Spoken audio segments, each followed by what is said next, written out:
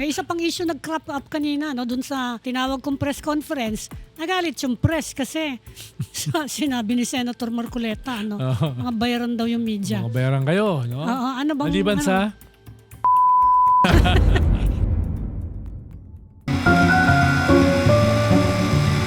This is truth on the line. oh, Kaya nga.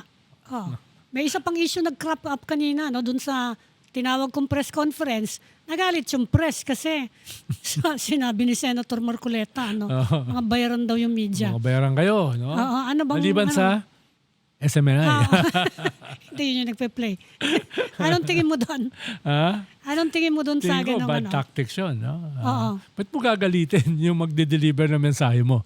Although, it's not the first time naman na Oo. nanggalit si Marcoleta na we know his role in shutting down Oo, pero ABS-CBN. pero pag binabaril mo yung sarili mo sa paa, no? Tapos maubos yung kwan mo, maubos yung daliri mo sa paa, hindi rin maganda yun para sa'yo, di ba? Kaya, sa bagay, hindi ko nakikita kay Marcoleta yung capacity to charm the media.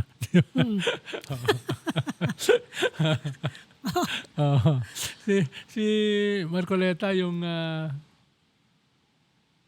insulto na tinubuan ng muka eh. No? Kaya, Si Ronald po yun, si Ronald.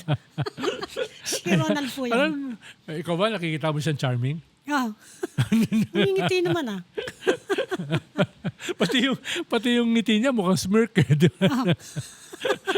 But we know who's the big group that's behind him. Yes. Anong yes. nababalitaan mo naman doon? May mobilization ba? Well, kung mag-a-attempt sila sa ganitong klaseng mga mobilizations, wala silang aasahan kundi yung grupo ni Marcoleta. Yeah. No?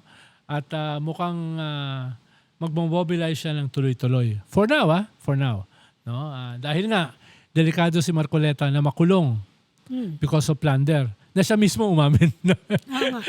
Sabi nga ni Boying Remulla, hindi na namin kailangan ng ebidensya. Sinabi na niya lahat ng ebidensya. No? Pero siyempre, ito yung first time na meron silang senador. And possibly a vice president. No? So, talagang mag-all out din sila. Pero it won't be the first time na magmo-mobilize ang iglesia, no? Yeah. Nag-mobilize Sa sila. mga controversial issues. Ilang beses na yan pero wala ako natatandaan na they got what they wanted. Yes, oo. Pero napakalakas nila nung panahon ni Gloria Macapagal-Arroyo. Napakalakas nila nung panahon ng matandang Marcos. Diba? So, merong mga moment na yung kanilang strength ay nagagamit nila to negotiate.